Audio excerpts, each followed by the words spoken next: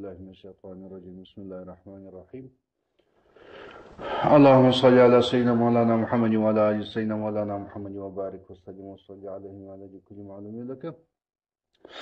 هر که راه است از هوس ها جان پاک، زود بیند حضرت و ایوان پاک.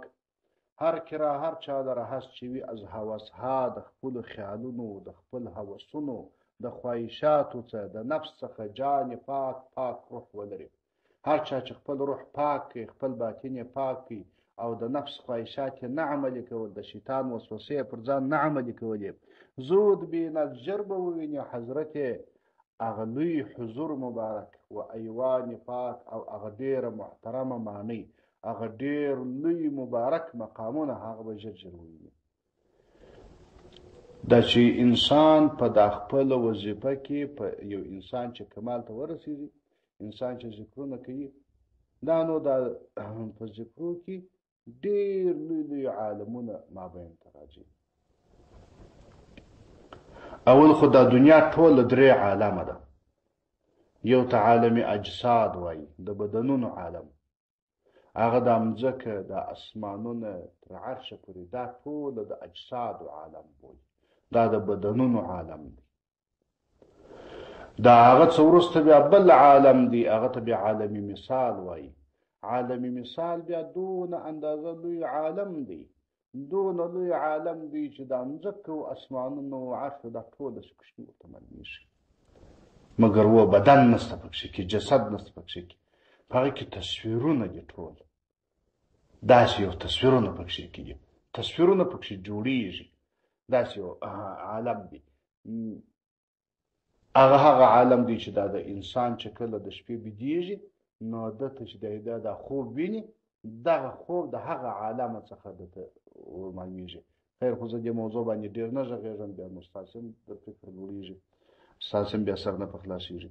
د هغه څه وروسته بیا بل عالم دی، عالم ارواح ورته وایي. دا بیا ټول د عرش څخه لوړ عالمونه دي، دغه ته بیا عالم ارواح وایي.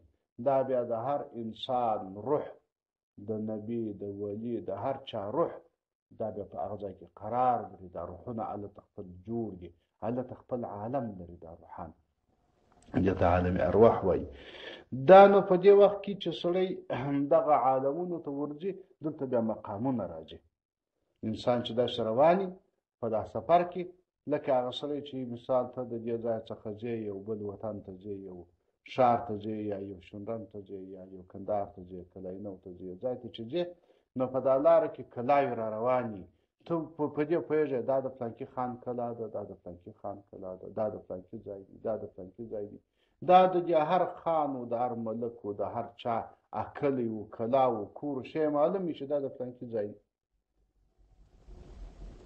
نو دا چې انسان بیا عروج وکړي، یعنې دا انسان بیا په وظیفه کې مخته روان وي، خدای تعالی جو ده ته کشف وکړي، خدای تعالی وده ته هغه مقامونه و درجې معلومې کړي، بیا نږدې په د اسمانونو کې روان وي، بیا انسان ته دا معلومېږي دا د فلانکي ولي مقام دی، دا د فلانکي ولي مقام دی، دا د فلانکي ولي مقام دی، دا د شاه صاحب مبارک مقام دی، دا د مولانا صاحب مقام دی، دا د غوث صاحب مبارک مقام دی، دا د فلانکي صاحب مقام دی.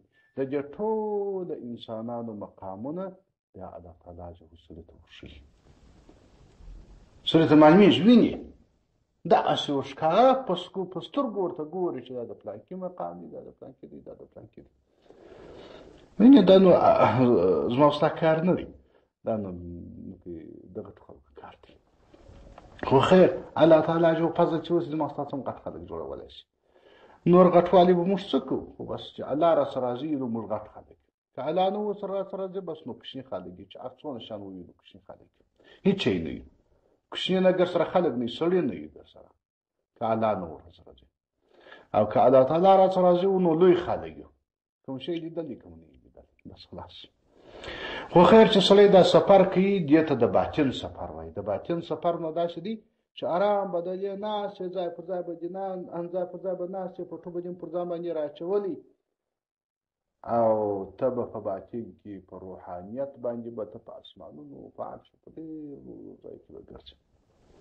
نو انسان ته د دې ټولو اولیاو، د دې ټولو د خدای د دوستانو، د انبیا علیهم السلام د دې ټولو مقامونو ورمعلومېږي.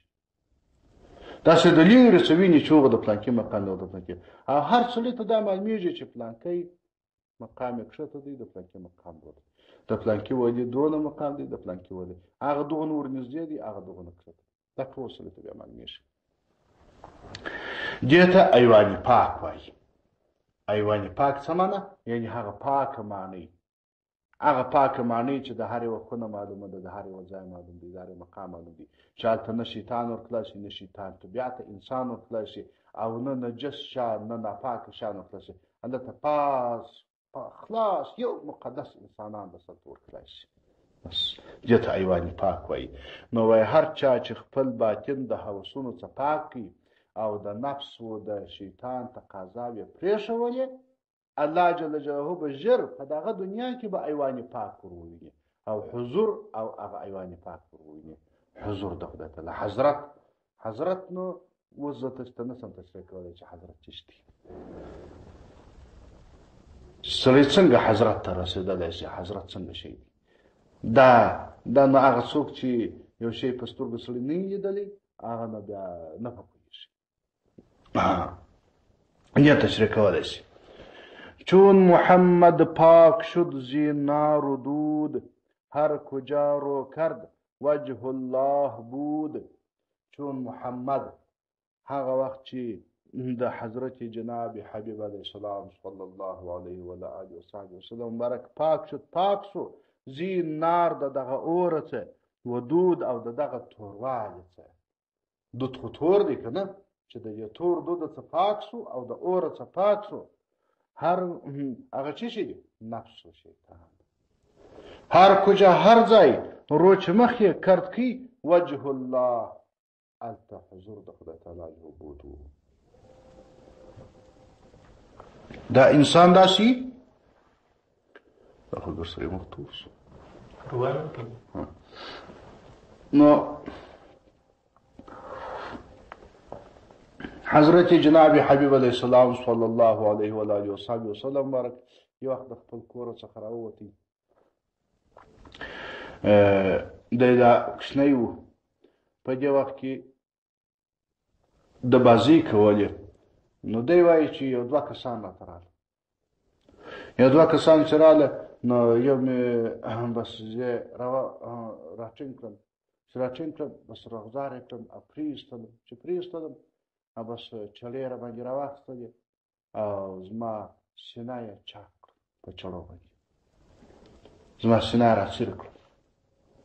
زموږ ډاکټران چې دلته خلک عمل ورته وایي، عمل یې ور وکړي، یا پاکستان والا اپریشن ورته وایي چې اپریشن یې وکړي یا عملیات وکړل. نو وایي داسې چړې راواخیستلې زما سینه څیرې کړل. خو زه خو سوی نه یم. او بیا چې سینه څیرې کړل، بیا د هغه زړه راویستی. زړه چې راویستی، بیا نو د دې سره یو پیاله اوبه وې، هغه پیاله اوبه یې راغلې، په هغه اوبو باندې دا زما زړه پاک پرېولې او ویې کتل په دې کې یو ډېره توره خرابه وینه راکم شوې وه. دغه یې ځینې ایسته کړل، دا هلته وغورځول. بېرته یې زړه پاک په دا اوبو باندې پرېولې، ښې یې صفا کړې، پس دغسې بېرته په هغه ځای کې کېښوئ او بیا یې زما سینه بېرته باندې را کلب کړل او بېرته یې دغه سینه را جوړ کړل. لاس باندې کېښود، سینه مې بېرته جوړه راوسوله. ملایکه علیهم السلام وه، ملایکې راغلي وې، د جنت اوبه راوړې وې، مقدسې اوبه یې راوړې وې. نو د ده مبارک سینه یې دا رقم اپریشن ور وکړي. نو الله جو وایي بسم الله الرحمن الرحیم الم نشرح لك صدرك ووضعنا عنك وزرك. خدای تعالی و نبی علیه السلام رسول الله ته آیا موږ ستا سینه خلاصه نه کړل؟ دې ته شرح صدر وایي، د سینې خلاصول. آیا موږ ستا سینه خلاصه نه کړل؟ ووضعنا او ایسته مو نه کړي عنک د تا څه وزرک تکلیف ستا، هغه مو درڅه لرې نه کړي، یعنې ومو کړي دا کار. ښه، دا د سینې اپریشن دا نو حضرت جناب حبیب علیه السلام صلی الله علیه وسلم مبارک ته 4 واره تېر شوی دی. تقریبا 4 واره د ده مبارک سینه داسې خلاصه شوې ده او هغه څه حصه چې هلته پاتې وي د نفس، هغه دغه توره وینو نو چې شوه دا هغه نفس د انسان و هغه د نفس حصه ورته انسان کې موجود و دا ځینې ایسته کړه.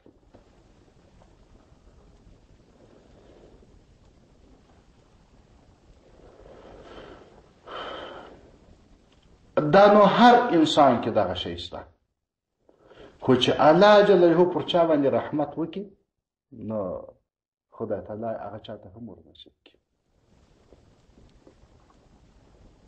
زموږ تاسو په سالکینو کې الحمدلله داسې سالکین شته چې دا کیفیت یې په خپلو سترګو لیدلی دي او دا کیفیت ورته پېښ شوی دی. یعنې داسې سالکین شته چې د هغو دغه زړه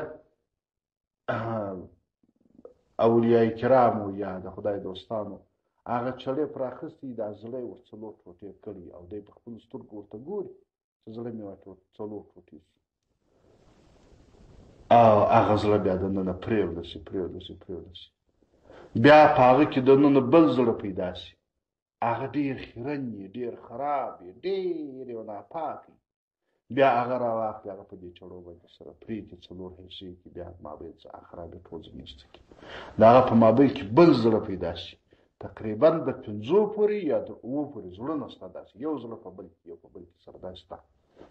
دا علاج اوس بیا دا بعضې سالکین ته وښیي، بعضې سالکین ته بعضې کسان ته بیا هغه د نفس د هغه تورې وینې په شکل باندې دا ورته وښیي، هغه د دوی د سینې څخه ایسته کړي.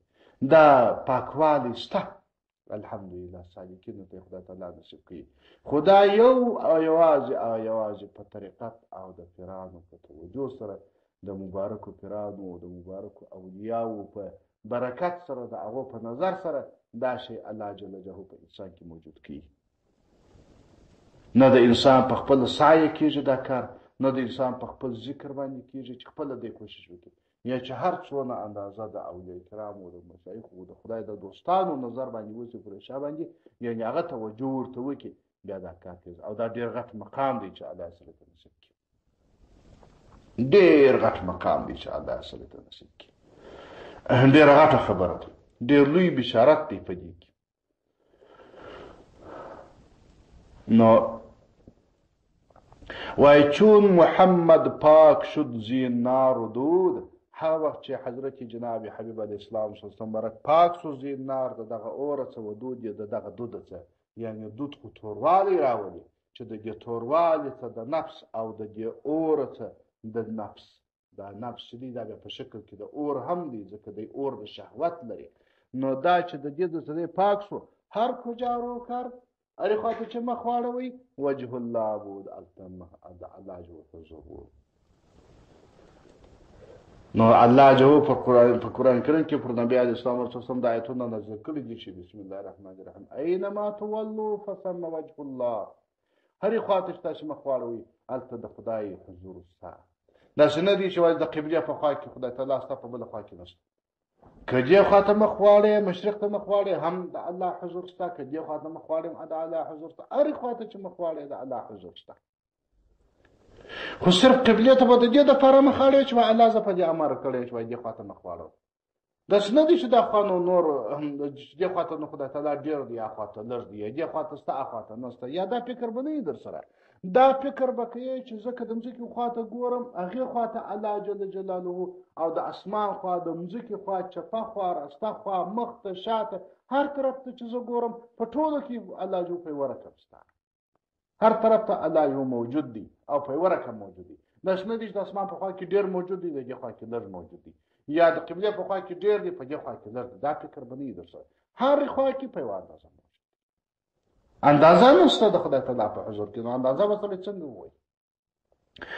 نو چون محمد پاک شد زین نار و دود، هر کجا رو کر هر خواته چه مخوار وجه الله بودتا دا علاج و رضا.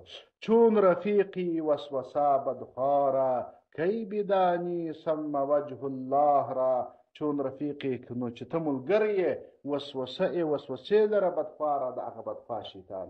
نو چې ته د شیطان د وسوسې او د هغه د خواهشاتو رفیق یې چې هغه هر څه درته ویل تا عملي کول، نو کی کله بداني پوه بسې سم وجه الله را چې دلته د الله حضور شته. بیا نو د الله په حضور په قبله شریفه کې ملاقات پیدا کړي، هلته هم بیا ستا په نصیب کېږي نه. حق پدید است از میان دیگران، همچو ماه اندر میان اختران. حق خدای تعالی جو پدید است، دا چه ښکاره دی از میان دیگران په مابین کې د نورو، همچو ماه لکه سپوږمۍ اندر میان په مابین کې د ستورو، لکه څنګه چې د ستورو په مابین کې سپوږمۍ روښانه ده، د الله جل جلاله وجود مبارک هم داسې روښانه دی. یعنی داسې به د انسان عقیده او یقین ورته موجود وي لکه هغه سپوږمۍ. دا نو ځکه دا وویل چې په حدیث کې داسې تشبیه شوې ده. یو وخت د 14 سپوږمۍ راختلې وه، پخوا خو دا ګروپان نه وه، برقونه نه وه. اوس خو چې دا ګروپان پیدا شول، دا روناوي سره پیدا شولې، دا بازارونو د شپې خبرې سره شروع شولې، بازارونه روښانه دي او ګروپان لګېږي. اوس موږ څخه د اسمان حسن ورک وي. اسمان که سره څه ورک وي چې اسمان چیرې دی؟ بیا چې اسمان ووینو ستوري راڅه ورک چې ستوري چیرې دي؟ بیا چې ستوري پیدا په ستورو کې بیا ستوري نه پېژنو چې دا کوم ستوري دي، دا ستوري چیرې هغه چیرې هغه چیرې. ګس سره د اسمان حسن و ښایست او زیبایي هغه ګس سره موږ اوس وینو نه راڅه ورکه ده. ګس سره هغه وخت کې چې برقونه نه وه، هغه وخت کې چې په ټولو کورو کې به تاریکه وه، انسان به اسمان ته وکتل، په اسمان کې به یو علیحده حسن و. سبحان الله چې دا انسان اسمان ته ګوري او دا شیشه فضای او دا ګروپانو دا روناوي نه او یو تاریکه ځای او سړی و دې اسمان ته ګوري او د دې اسمان ستوري ټول راختلي، د دې ستورو عالم ته سړی ګوري.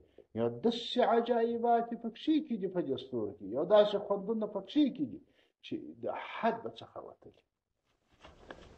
دا نه په دغه ولایتونو کې، د خصوص په ولایتونو کې چې دا برقونه نشته، هغوی کې به دا تر اوسه پورې هم دي.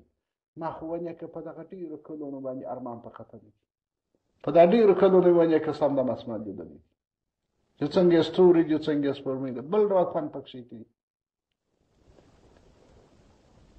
دا پرون سهار را روان وم، پرون خو هم د 14 که د 14 سپوږمۍ که د 15 پرون سهار د کوره سره روان وم چې ومې کتل، دا د 14 سپوږمۍ وه، ډېره غټه وه او هلته د لیدو په حالت کې وه، دا د مسجد پر برابر باندې نو چې دا را روان دا سپوږمۍ ته مې کتل، په د هغه ګورې یو داسې خوند پکښې کې و، په دې سپوږمۍ کې یو داسې خوند یې وکړي چې په ډېر وخت 12 ساعت باندې تېر شول، په دې ورځ چې سپوږمۍ ولیده داسې خوند یې وکړي. نو حضرت جناب حبیب علیه السلام صلی الله علیه وسلم مبارک یو وخت دغسې د 14 سپوږمۍ راختلې وه، یا دغسې د میاشتې 14 وه. نو صحابه مبارکان چې وویل آیا چې د 14 سپوږمۍ او ورځ هم نه وي، اسمان هم ښه صفا وي او د 14 سپوږمۍ راختلي او د اسمان مابین ته را رسېدلي او یو څوک ورته ګوري، نو آیا دی د دغه سپوږمۍ په لیدلو کې یو څه مشقت احساسولی شي؟ دا به په تکلیف ویني که بې تکلیفه وي؟ هغه ویل یا په دې کې نو هېڅ تکلیف نشته. دا نو څنګه سړی په دې کې نو څه تکلیف شته؟ د 14 سپوږمۍ د اسمان هم صاف دی، ورځ هم نشته، نو ته د 14 سپوږمۍ ته ګورې دا څنګه سره؟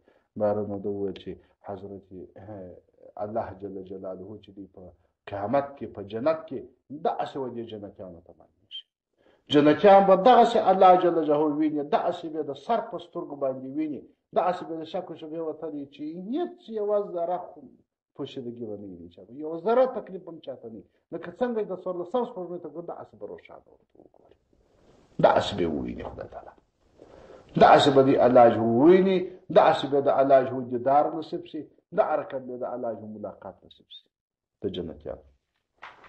مګر و دنیا کې نه کېږي، په دنیا کې هېڅ امکان نه دی. که تا فرق یې چیش دی نو خو دغه سړی دی یا په دنیا کې یا په آخرت کې په جنت کې، نو په دنیا کې به نه کېږي. په دنیا کې چې دی زموږ سره طاقت د هغه لیدلو نشته، نه زموږ سره، نه د نبي سره، نه د ولي سره، هېڅ وخت په دنیا کې دغه طاقت په انسان کې نشي موجود کېدلی چې دی خدای تعالی ورته وویني. خو یوه ذره د تجلي و غره د کویتور غره ته ښکاره شوه، کویتور ټول ایران نه کوي، ټول ریګ نه ګرځاوه، انسان به نو څه جنجو شي. خو لولفه کېږي انسان یې بیا پیدا ولاکه کېږي، دا په کوم ځای کې و دا انسان هېڅ کله دغه بدن طاقت نه. هر وخت چې دا انسان د جنت ته ولاړی او د جنت په اوبو باندې اوبه سو او د جنت غذا یې وخوړل، جنتي میوې وخوړلې، هغه جنتي طاقتونه په دې کې موجود شول، پس د هغه څه بیا دی د الله جل جلاله کولی شي. داسې نه دي چې نو الله تعالی په موږ باندې خپل دیدار نه کوي، په دنیا کې ولې نه راباندې کوي؟ دا په دې وجه باندې نه دی چې اوس نو خدای تعالی نه کوي، یا موږ یې طاقت لرو. دا جنتي غذا یې پلا غواړي، جنتي طاقت یې پلا غواړي چې هغه په سړي کې راشي، بیا سړی هغه کار وکړي. نو مولانا سمرک وایي حق په دې ده چې خدای تعالی ښکاره دی، ازمیانې دیګران د ټولو په مابین کې داسې ښکاره دی هم چې ما لکه څوارلسم سپوږمۍ هم درمیان یې تر مابین کې د ستورو، مګر خو علت په موږ کې دی، علت په موږ کې دی. هر که را باشد ز سینه فتح باب، او ز هر ذره ببیند آفتاب.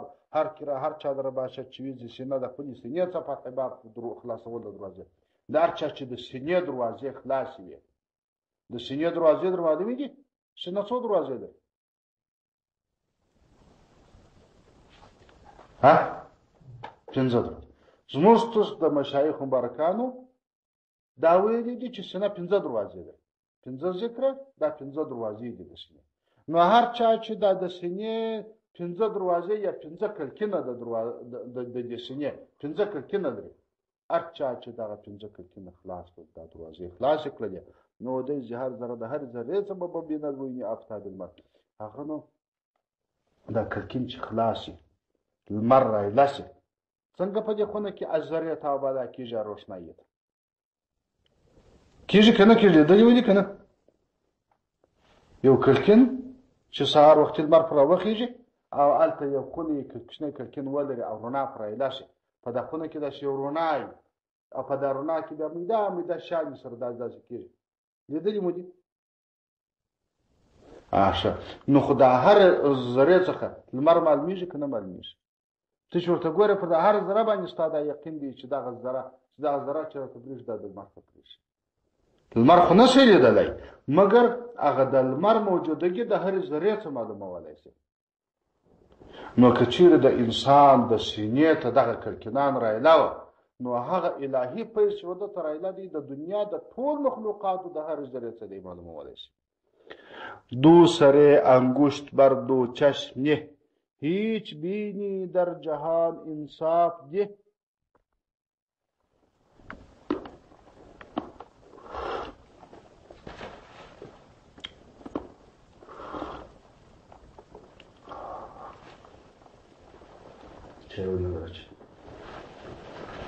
شاباش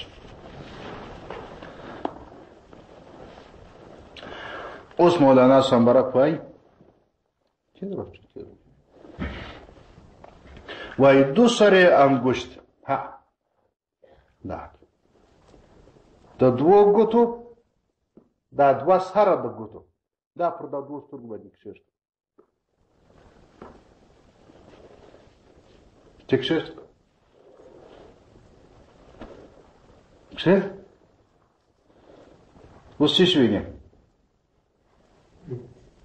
هیڅ نه ویني اداس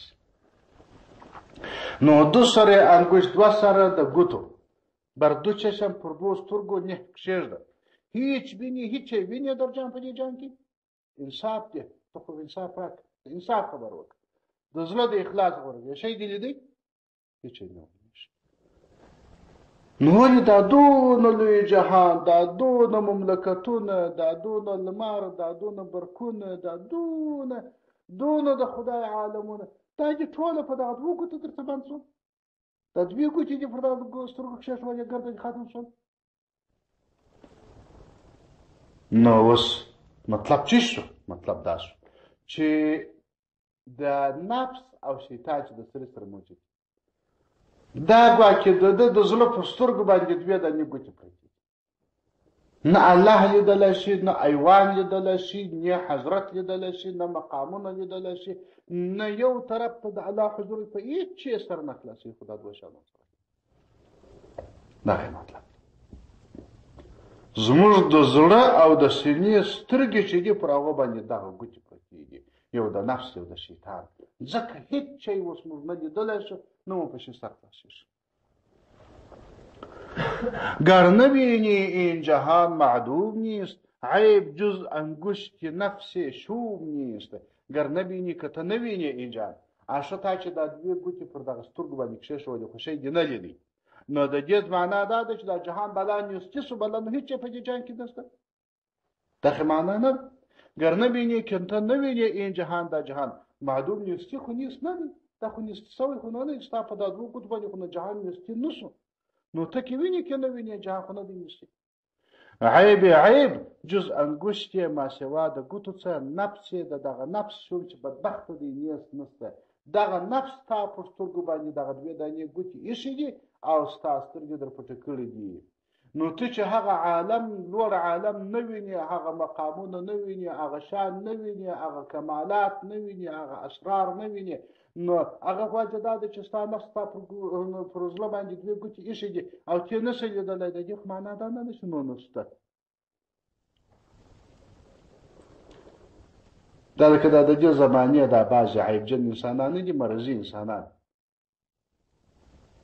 پر زیارت باندې چې درته وایي چې زیارت کې څه شي دي دلته یلا ډبریان پرتې دی روان خو ده ته پر سترګو باندې خو هغه شیطان و نفس هغه ګوتې ایښې دي نیښې دي د امکان نه لري دی په هېڅ نه پوهېږي دی چې د نبي علیه السلام مبارک صلی الله علیه وسلم مرګ زیارت ورغه دی مې چې نه دی لیدلی دا هلته مو په هېڅ نه دی پوه شوی د په کعبه شریف کې په شي سر نه دی خلاصوی نو خود درته وایه چې شته دلته نو خدای یې نه وینم او چې شته د چا چې بیا د نفس او د شیطان اثر د ده د سینې ته ایسته او سینې ته یې کړکینان را خلاصوي هغه چې بیا ورته کښېني هغه وایي دلته هر څه شته هغه وایي دلته هغه څه شته چې بل ځای بیا نشته هغه بیا دا درته وایي هغه چې زر واره داسې خلک ورته هغه وایي زه په سترګو ورته ګورم ته چې نه وینې ته ړوند یې خپل ړوندوالی دې ورسره لرې کړه نو ته خدای ړوند کړی نو چې خدای ړوند کړی خدای دې نور هم چې ړوند کړه ځه کار مه راته توزی چشم انگشت را بردار هین وانگهانی هرچه می خواهی ببین تو تزی چشم د سترګو څخه انگشت را هغه ګوتې بردار لرې که هین خبر اوسه راځه د دې سترګو څخه یې پلا دا ګوتې لرې که دا د نفس د شیطان وانگهانی د هغه وروسته هر چې مې خواهی هر چې چې ته غواړې به بینوي یو پلا کوشش وکړه یوه پلا یوه ستړې ماضي وکړه یو کوشش وکړه نفس او شیطان کوشش وکړه چې د دغو دوو دغه اساس ستا د سینې څخه ختم شي چې دا ختم شو راځه په هغه لحظه باندې د انبیا علیهم السلام مقامونه ویني عالم ارواح ویني عرش ویني لامکان ویني هر شی چې ته ویني راځه د شک وتلی وي په دغه دنیا کې په دغه سترګو ته ویني فقط دغه دوه شیان شته اما دغه دوو نفس و شیطان ستا پر سینه باندې دوې ګوتې داسې ایښي نو ځکه دا ستا سترګې ړندېږي او شی نشي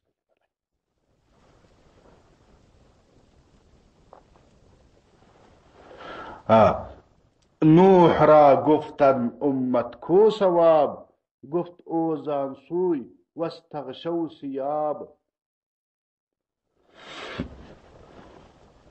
نوح را قرآن شریف کې یو ځای راځي بسم الله الرحمن الرحیم واستغشوا ثیابهم وصروا واستكبروا استكبارا کوم ځای دی اثر یې څه دی د دې څه مخکې آیت څه شو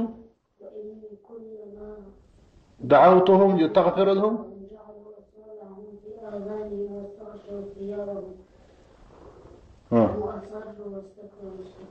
کوم ځای کې دی سورة نوح علیه السلام دی کوم سفره ده تبارک الذی سفره ده نو حضرت نوح علیه السلام وایي و الله ته شکایت کوي و یا الله یا خدای هر وخت چې به ما د خپل امتیانو ته وویل د خپل قوم ته مې وویل چې یا قومه ای قومه راسئ استغفار ووایسته خدای ته بخښنه وغواړئ وإني كلما دعوتهم لتغفر لهم هر وخت چې به ما دې را دعوت کړه چې تاسې راسئ چې الله معافي درته وکړي راسئ خدای ته تسلیم شئ چې الله مغفرت درته وکړي جعلوا اصابعهم في اذانهم دوی به خپلې ګوتې په غوږونو کې واچولې داسې چې دغه د نوح علیه السلام اواز روانه وه واستغشوا ثیابهم او په خپلو کالو کې به راوپېچول شول، خپل پټوام مټوام یې پر ځان باندې راوپېچل، کوسیان یې پر ځان پسې راتاو کړل او ځانونه به یې راڅه پټ کړل. واستغشوا ثيابهم واصروا واستكبروا استكبارا. او بیا یې اصرار وکړي، پر ټینګار یې وکړي په خپلو ګناهو باندې او کبر یې وکړي. زما د خبرو دا اورېدل شي. الله جو ته عرض کړي نوح علیه السلام. دا د حضرت نوح علیه السلام عارضه د خدای تعالی ته پیښیږي او په دې عارضه کې پر دا خلکو شکایت وړاندې کوي خدای تعالی ته. مګر و داسې ژر نه، داسې ژر نو انبیانو ته شکایت نه کوي. نه 900 کاله وروسته، نه 900 کاله خلکو ته دعوت وکړي، نه 900 کاله بیخي ډېر دي. بیا د پخوا کلونو نه 900 کاله چې به سړی سهار د ماښام پورې په چا اخته دغه اصلاح کوي. په نه 900 کاله کې 80 کسه مسلمانان شول، بس فقط بل هېڅوک نه شول. په ټول نړۍ کې 80 کسه مسلمانان شول.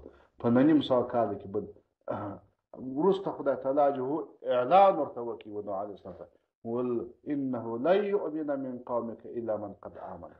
آینده نو بل څوک نه مسلمان کېږي، بل الله لاس نه پرېږدي، د بل چا په نسبه کې ایمان نشته. بس یو 80 نشي پیدا کولی. نو چې هغه نشي کولی نو حضرت نوح څخه د الله ته عرضه پیش کړه. په عرض کې دا خبره ورته وکړه.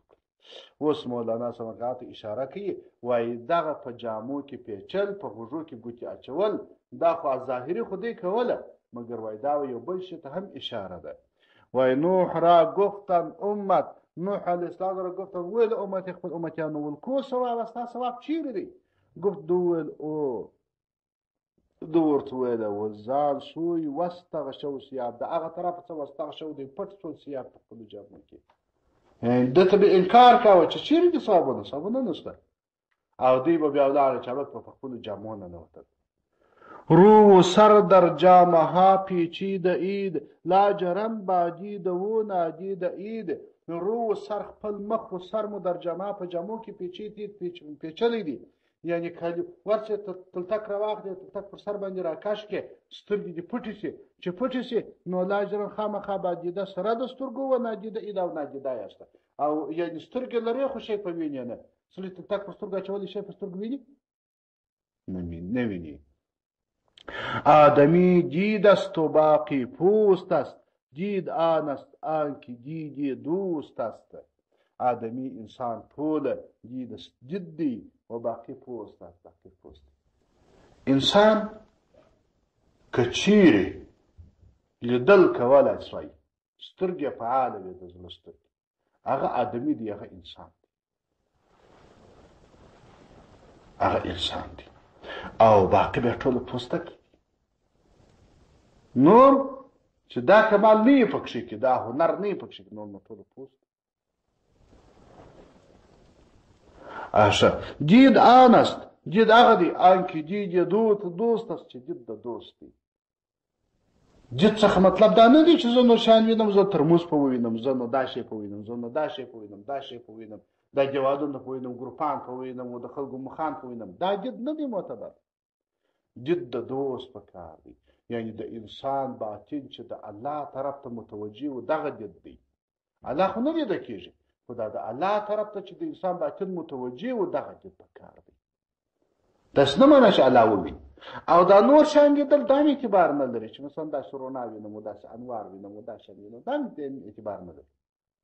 جد به د دوست دید، د دوست دید، د دوست لیدل، د الله لیدل، د الله لیدل دا معنا د الله طرف ته متوجه کېدل، چې زړه و باطن د الله طرف ته متوجه بسي. چونکه دید دوست نبود کور به، گر سلیمان است از وی مور به. چونکه دید دوست نبود، چې دید د دوست نوی پکښې کې باطن چې و خدای ته نو متوجه، کور به اړون شدی، در دغه نوړون بهتره دی. گر سلیمان است که سلیمان علیه السلام وي، از وی د ده څه مور میږی بهتره دی. که څم سلیمان د زمانې وي، یعنې د ټوله دنیا عالم وي، د ټولې دنیا پاچا وي، د ټولې دنیا کتابخوان وي، د ټول دنیا علم خوان وي، خو چې باطن کې خدای جل جلاله ته توجه نه وي، تر دغه میږی بهتره دی. چون دا خو مولانا صاحب خپل اسرار ویل. اوس بیرته خبره هلته راله. چون رسول روم این الفاظ تر در سماع آورد، شد مشتاق تر هغه د روم څخه چې د قیصر پاچا د خوا څخه کوم رسول راغلی و هغه ته چې دا سړي به یاد وکړي چې حضرت عمر صاحب قصر نه لري هغه دپاره یو باطن روښانه باطن لري نو چو رسول روم چې کله رسول د روم این الفاظ تر دغه ششه الفاظ در سما په غوږو کې اورد راوړل یا چې کله دا واردل شد څو مشتاق تر ډېر شوقون سو لا یې اواوسه چې کشکې ژر ووینم دید را بر جستنی عمر گماشت رخت را و اسب را زائع گذاشت دیده را سترګې د باطن بر جستنی و طلب ته عمر د حضرت عمر صاحب گماشت و ګمارلې بس یو دم یې سترګې د پښتنو پر کم دوې سترګې ورته څلور کړلې چې کله به مې حضرت عمر صاحب دیدار په نصیب شي رخت را خپل کالي و اسب را آس زائع هغه یې لپرېښول چې دا آس ماس مو نه کړم که مستره نه کړم حضرت عمر صاحب طلبیدم هغه چیرته هر طرف اندر پی مرد کار می شدی پرسان او دیوانوار هر طرف ته اندر پی په بروسم چې مرد کار دغه غشتلی سړي می شدی کېدی به ورتلی به پرسان پښتنه کوونکی او دی دیوانوار د لیونو فرقم کین چنین مردی بود اندر جهان والجهان مانند جان باشد نهان کین چنین چې دغه رقم سړی مرد یې سړی بود وی اندر جهان آیا دا سړی په جهان کې شته لکه حضرت عمر صاحب والجهان او د ټول جهان څه مانند جان لکه روح باشد دی نهان پټ مزګور زموږ په بدنو کې روح شته موږ زموږ پټ د شک وتلی شته اما پټ دی نشو لیدلی نو حضرت عمر صاحب هم په جهان کې موجود و اما نو کمال د حضرت عمر صاحب پټ و د کافرانو څخه نه د مسلمانانو څخه کافران د حضرت عمر صاحب یې دیدی کمال د دې نه دیدی جست او را تاش چون بنده شود